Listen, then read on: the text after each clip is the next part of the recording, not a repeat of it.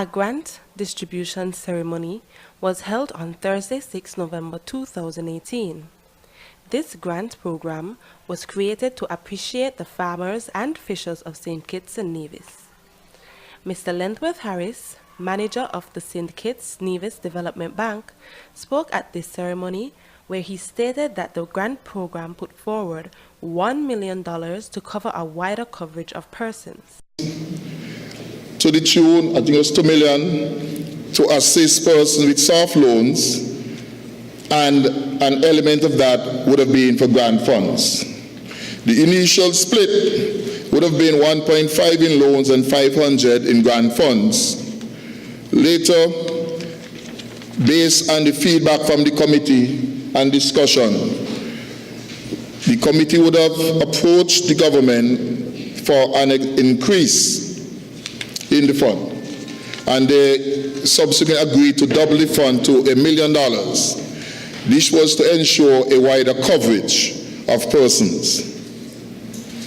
Mr. Harris then stated that the fund exceeded the initial expectation, receiving 230 plus applications. If one had said, look, it was 500,000, and if we give a maximum of 10,000, then it would have been 50 persons. But we received applications of about 230 plus, for the precise number. So that was a lot. And so the question became, should we give 50 and not 184?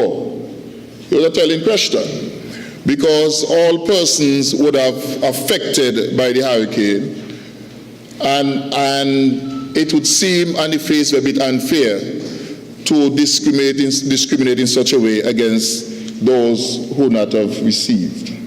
He then said that the applicants had to be registered fishers and farmers, and IDs had to be presented. That was determined through the presentation of IDs, and also because we had on the committee members of the Agriculture Department who were very familiar with persons. It was very easy to determine that these persons were by and large bona fide applicants.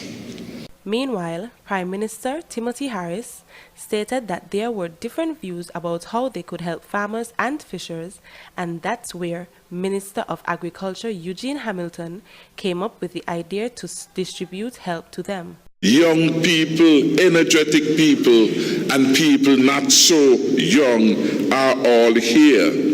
And it pleased my heart to see young persons like Keithroy, Matthew, all the way from Molyneux, now of Phillips, who have been involved and setting examples of disciplined young people engaged in farming. And of course, we have Glenbo Williams, another young farmer from Lodge, who is here, and his partner is here with him. We want to have more of that. People from all areas and all areas of life participating in agriculture. And it is important, therefore, for us, all of us, some of us are not registered as farmers, but to encourage all of us to be registered as farmers and to keep records of what's taking place on your farm. Because of the records and because of the statistics you provide, the government is able to respond even better, knowing what the numbers are. I am Chiari Morton, reporting for SKN Newsline.